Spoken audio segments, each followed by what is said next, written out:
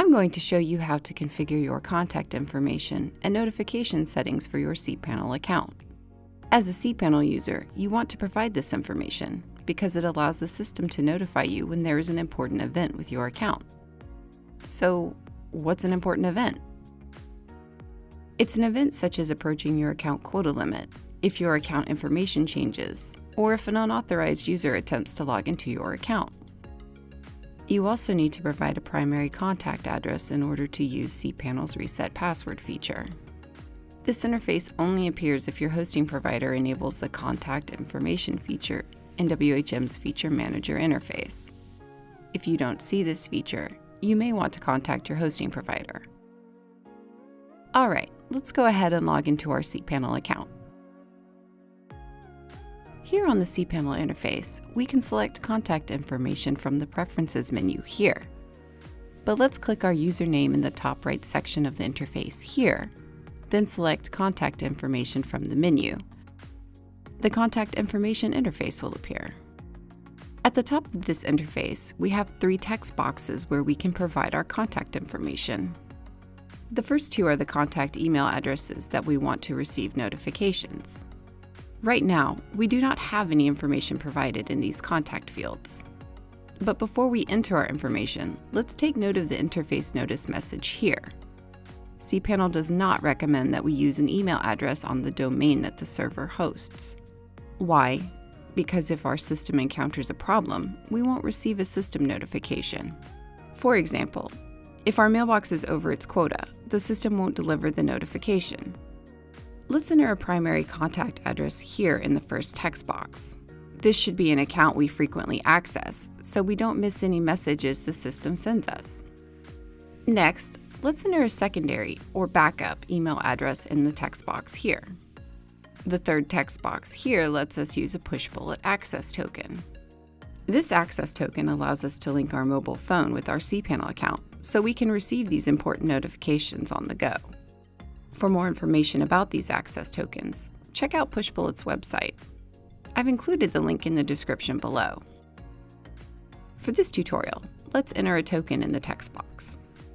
Next, we have the Contact Preferences section.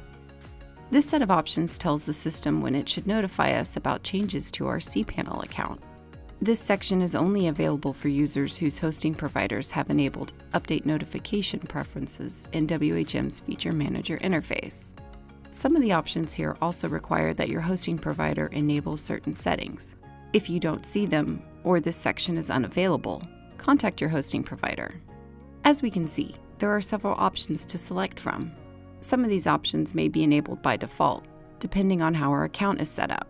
However, we can pick and choose which options we want. For example, we can select to be notified when our contact email address or password changes, if someone logs into our account, or if an external account links to our account for authentication. We can also select notifications for when our account reaches its disk or bandwidth usage limits, as well as SSL certification expiration notices. For more information about these preferences, check out our documentation included in the video description below. Lastly, we have the Auto SSL Notifications section.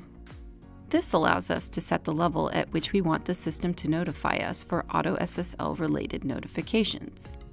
This section is only available for users whose hosting providers have enabled Auto SSL user notifications in WHM's Manage Auto SSL interface. Some of these options also require that your hosting provider enable them. So if you don't see them or this section is unavailable, contact your hosting provider.